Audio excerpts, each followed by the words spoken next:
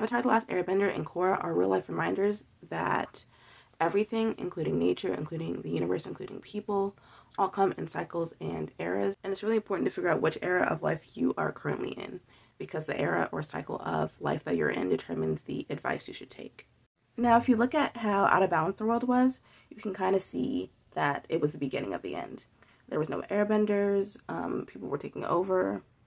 It was just a mess.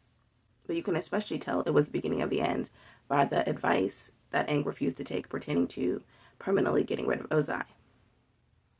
And the advice that Aang was getting wasn't wrong. In fact, it made the most sense. That advice didn't sit right with Aang, and he had his own morals and he wanted to do things accordingly, even though it didn't seem like there was a way to do that. But the thing is, if you accept that there is no answer or alternative to anything, and you just go along with what the leaders of the time say is the only way and is the right way to do something, you'll never find an answer, and there will always be no alternative, and you'll have to stick with the norm. And the world will always stay the same. But if you're a leader and a visionary like Aang was, then an answer might come to you in a way that you least expected. And you never would have found that answer if you weren't open-minded enough to keep looking for one, even when other people are telling you there is no other way to do something.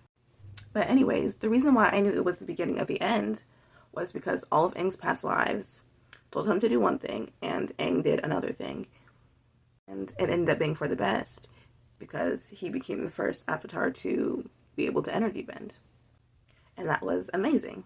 And he didn't have to sacrifice his own morals or something he didn't feel comfortable with to do that.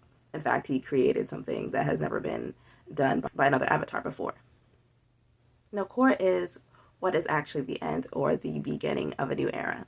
Now, a lot of people are angry with Korra because she lost her past lives or her connection to her past lives, which I guess is understandable from a show watching perspective.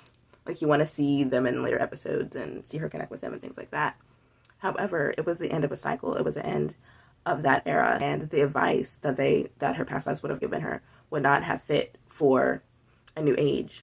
It's a completely new era of the world. That old information and that old advice from her past lives would have done more harm than good in the long run. Korra left the spirit portals open, and even though it did create some initial issues, it brought back the airbenders, it helped them embrace spirituality, and it just brought the world closer to being in balance. And we all know that the past avatars would have disapproved of her keeping the spirit portals open because they are so used to being the bridge between the spiritual and the physical worlds.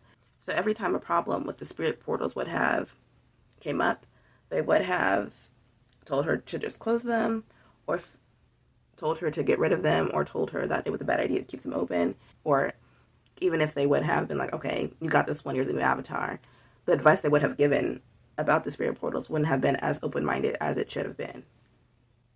Because it's a new era, we need new advice, we need new ideas. We can't just keep piggybacking off of the old ideas that they had been using for thousands of years. As we can see with Aang, they were giving advice based off their own experiences, which they should, but the thing is, they had never experienced anything like this before in their lifetimes, so it's time for new thoughts and new beginnings.